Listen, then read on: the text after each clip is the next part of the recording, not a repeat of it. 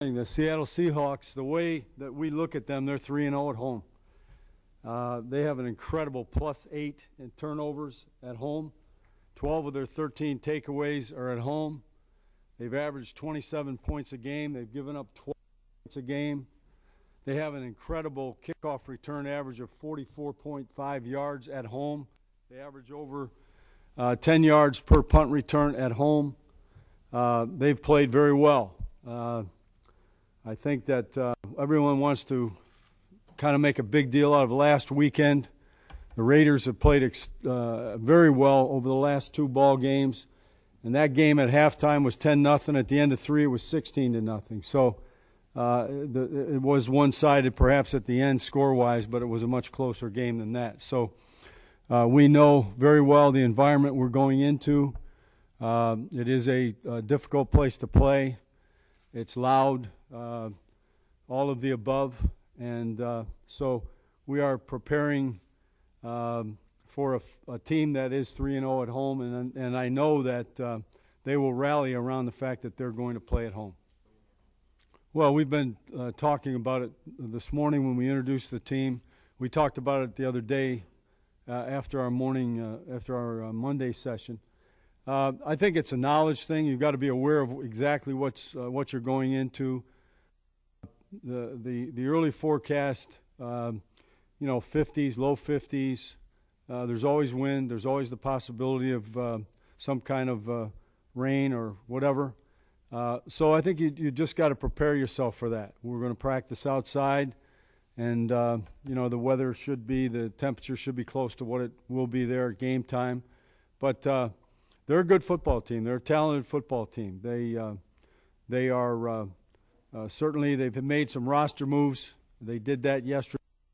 We're aware of that. But, this is a game when we have to be really, really focused because we know how difficult it is to go in there and win. I don't know what to tell you about that. But even if you look at the teams in their division, you look at the Chargers, 2 kickoff returns, 2 field goals. That's 20 points they got off of special teams in that game. The Chargers were there. It was 27-20. They were down at the fringe of the red zone and weren't able to put it in. But it just I'm not going to make too big a deal about it. There's 2 teams that have got to play. I know how they'll come back and play after last weekend, and so we've got to get ourselves really prepared for the kind of game it will be, a very physical game.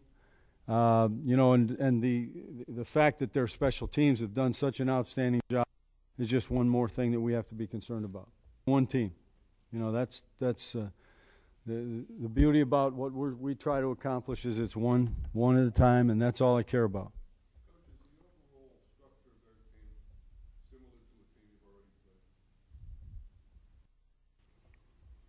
No, there's definitely very unique capabilities on the part of this team.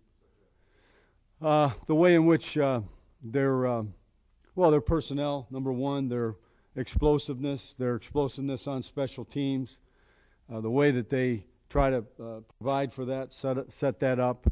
The fact that at home they've really done, they're +2 anyway, but at home, they've really been able to take care of the ball and get takeaways. We did not just with Eli, but we've gone over all of the information that we have from Self-Scout based on the first 7 games. We usually flip it, like I have explained to you in the past. It's called the worst to best, so we rank them that way, and then we try to take pieces of those 4 or 5 things that are at the top of our list and make sure the players are well aware of that. We've talked about it. We've looked at it. I look around the league. I look at, when I'm studying Seattle, all the tip ball interceptions. It's an incredible thing. Don't ask me why, but it's all over the place. It's like a damn plague. Ball's thrown, the ball's tipped.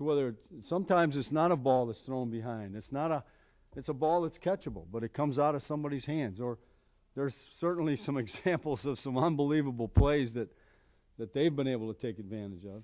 Now the other day, Oakland got a couple of them. I think at the start of the game he may have been a little high, but I'm telling you now, when you got somebody in your face, it's really difficult not to do that. And when we started the game the other day, whenever that was, there were players in his face in the first series, bang, bang, bang, the first 2 series, until we settled down and did a better job of keeping. Well, I still continue to say that our kickoff coverage is improving. Our punt coverage wasn't very good, and you know, there were reasons for that. People were out of their lanes. We weren't playing off one another. We didn't push the ball into anybody. You know, we kind of got 2 people spaced outside of a blocker, and one couldn't get back in and recover. So we've spent time on that as well. I don't think there's any more concern than there would normally be. The problem is, of course, you're talking about silent count, and you're talking about being able to see and move and all those type of things. And poison and noise is a big factor. Well, we've spent a lot of time talking to the individuals that are involved, basically game by game, post game. But it's a team thing again, as I mentioned. You got to keep people in the quarterback's face as well.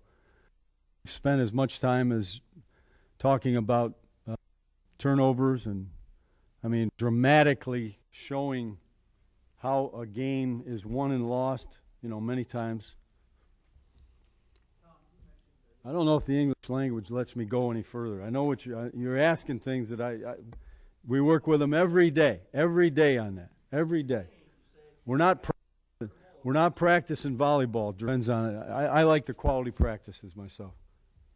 We can go out and put the ball in water and do that kind of stuff, or go inside and do it. I want to make sure that we get the practice, the quality practice, the way it should be, and then we'll go play in whatever shows. We have 11 guys, no matter who we put out there, that are responsible for those returns as well. We haven't given them a lot of help. It's going to go a little bit more than beyond the individual today.